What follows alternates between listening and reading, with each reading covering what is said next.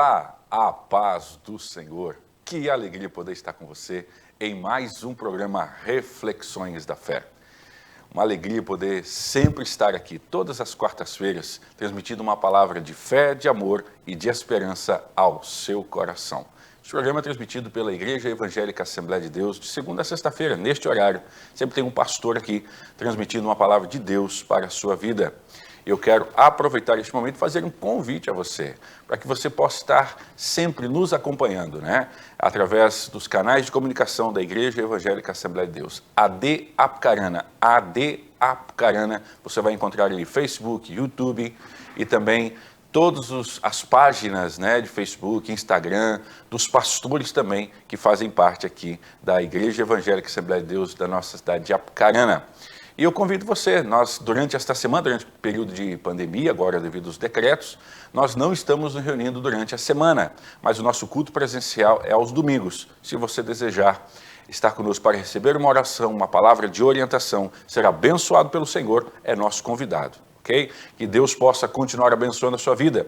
Quero transmitir um abraço a todas as pessoas que sempre estão nos assistindo, pessoas queridas aqui da nossa cidade, irmãos das nossas igrejas, que sempre estão acompanhando e pedindo que a gente possa estar transmitindo aqui um abraço. Quero também transmitir um abraço do nosso pastor-presidente, pastor Daniel Salles Ascioli, e também pastor Iluído Carlotto, que é o nosso pastor vice-presidente e diretor também deste programa. Que Deus continue abençoando a vida de cada um de vocês. E como sempre, nunca posso deixar aqui de mencionar a todas as pessoas que trabalham aqui no Canal 38, o Fontana, que sempre está aí nos ajudando, levando imagens aí através aqui dos estúdios aqui do Canal 38, até você. Que Deus abençoe a todos, em nome do Senhor Jesus. E hoje eu gostaria de fazer um convite para você, é isso mesmo, convidar você para juntos lermos a Bíblia Sagrada, a Palavra de Deus. Eu estava ao caminho aqui para estar gravando o programa e Deus colocou um texto da Bíblia Sagrada ao meu coração. E eu quero refletir com você nesses minutos que nós temos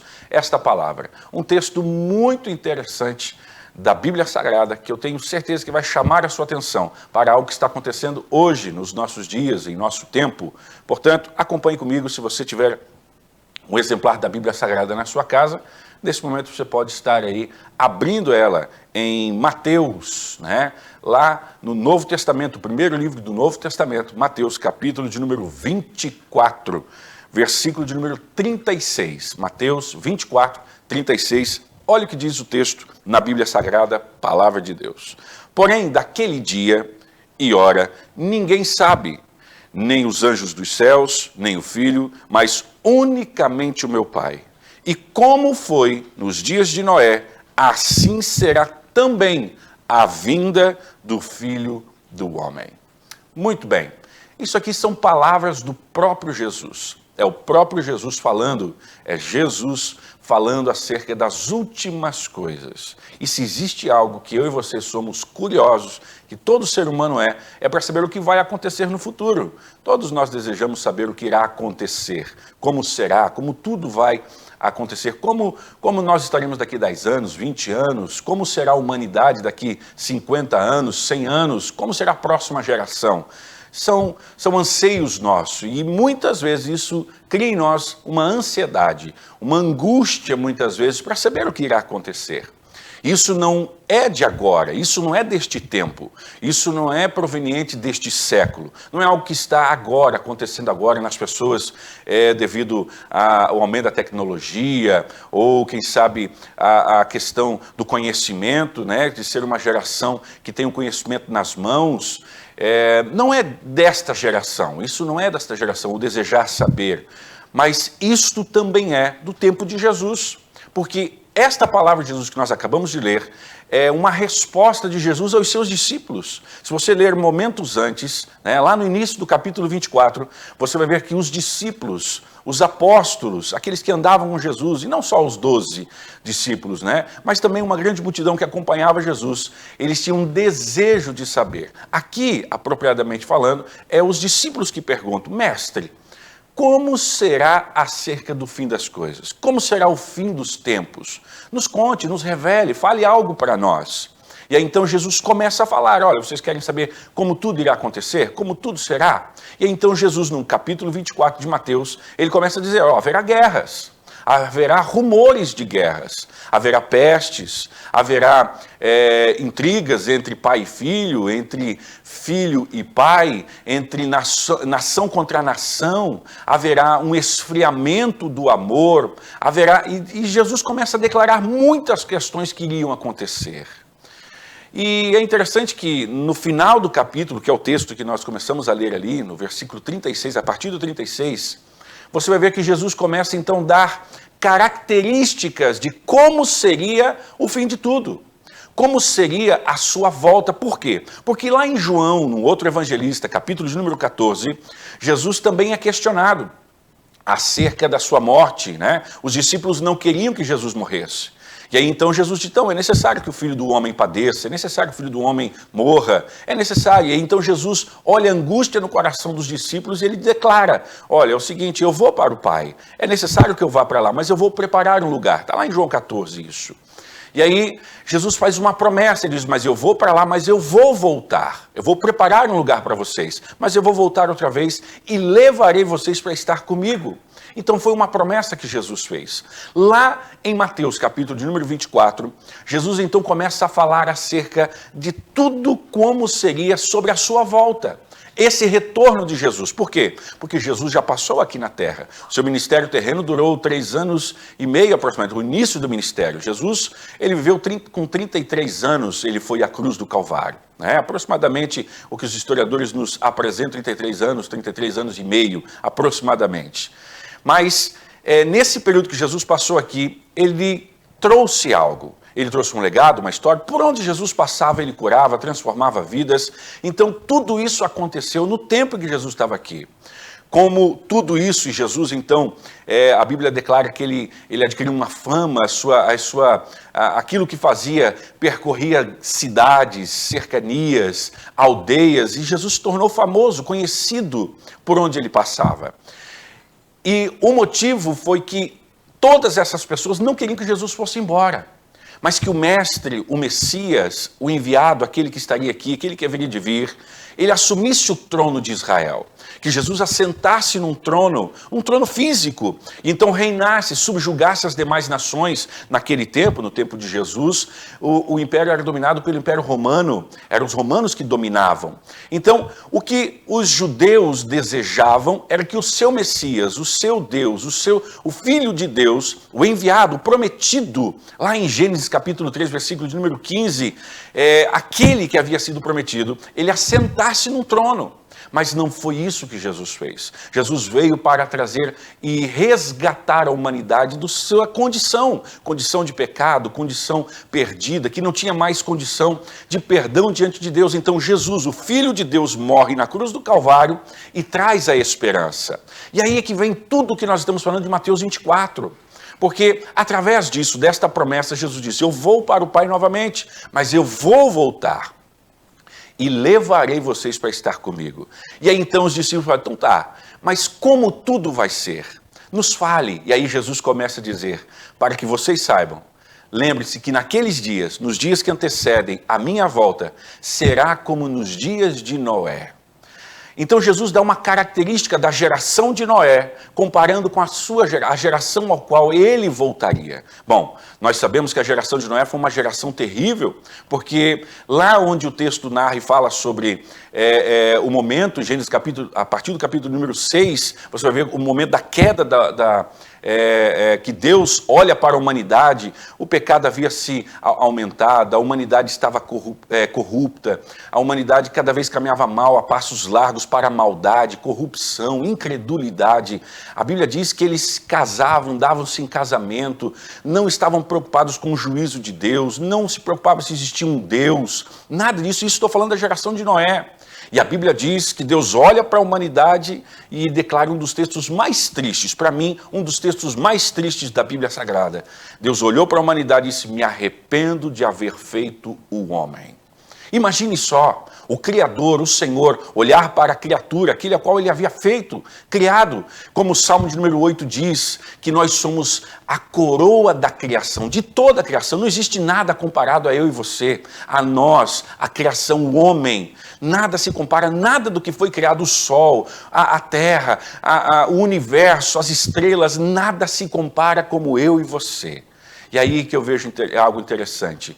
Deus olha para isso, para aquilo que ele criou e disse, me arrependo de ter feito. Por quê?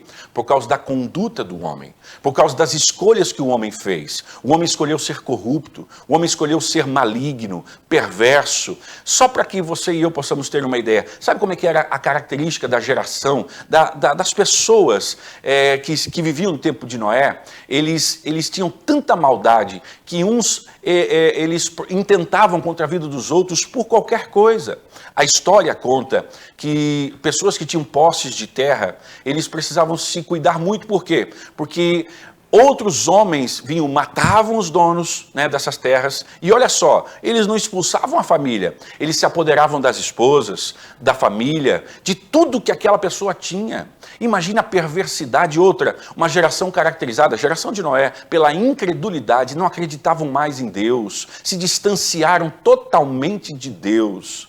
Aí Deus olha e encontra um homem justo, que é o que a Bíblia diz que Noé era. E Deus diz para ele, olha Noé, constrói uma arca porque eu vou mandar água sobre a terra para que possa acabar com toda a humanidade. E a partir de você, Noé, começarei novamente uma nova geração, algo novo, uma nova história. Bem, aí nós voltamos para Mateus capítulo de número 24, onde nós vemos Jesus falando que a geração, o momento em que ele voltaria para buscar o seu povo, seu povo, o povo escolhido, um povo seu, seria uma geração com características parecidas com a de Noé. Foi o que nós lemos aqui em Mateus capítulo 24.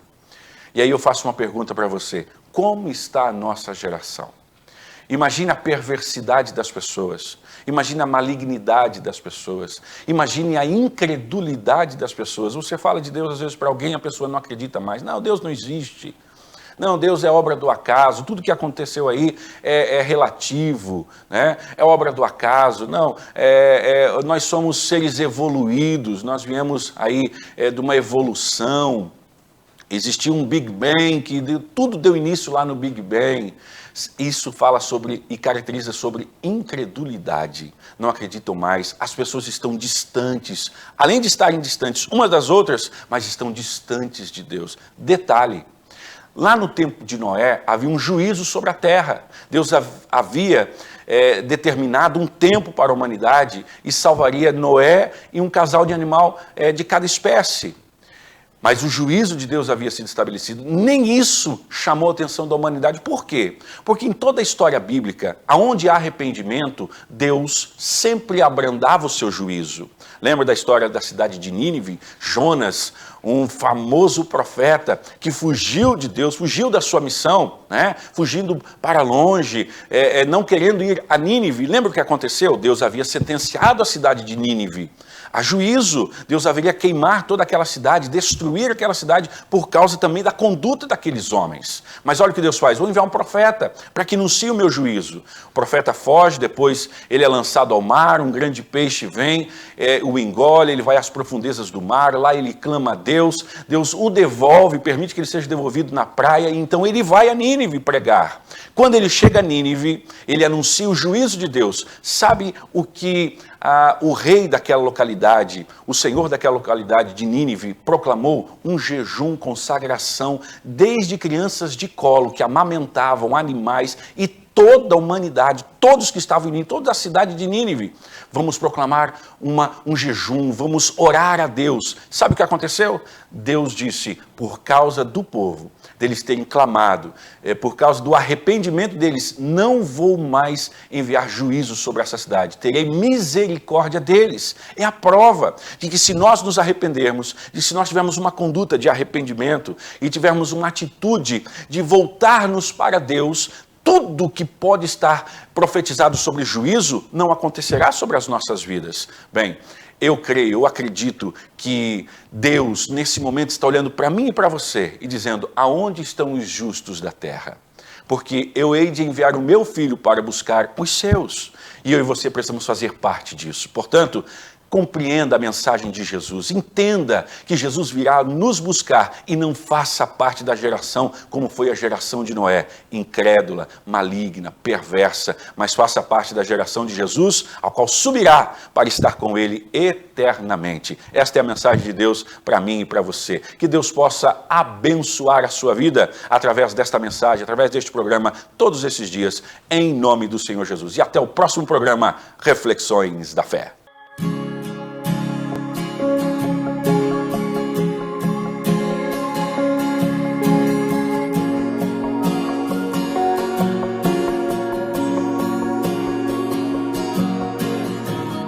Eu tenho um Deus que não vai deixar essa luta me matar, o desespero me tomar.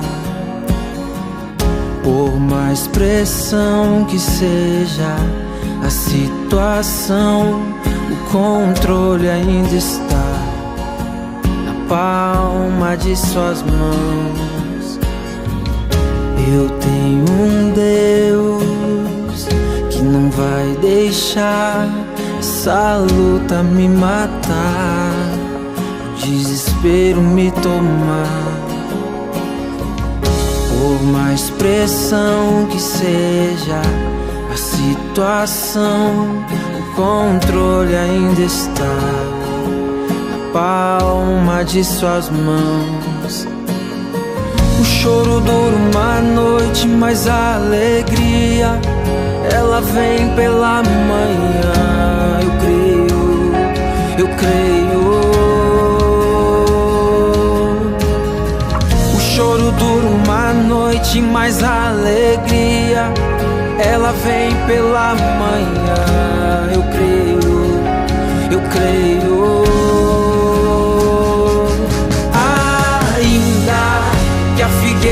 Não floresça e não haja fruto na vide, e o produto da oliveira minta, todavia me alegrarei, todavia me alegrarei, todavia me alegrarei.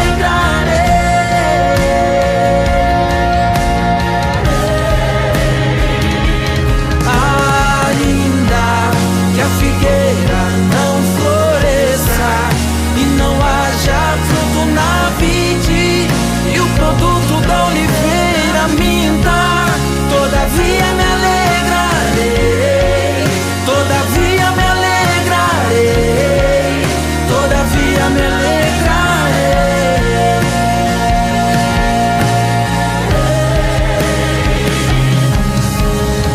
O choro dura uma noite, mas a alegria ela vem pela manhã. Eu creio, eu creio. O choro dura uma noite, mas a alegria ela vem pela manhã. Eu creio, eu creio.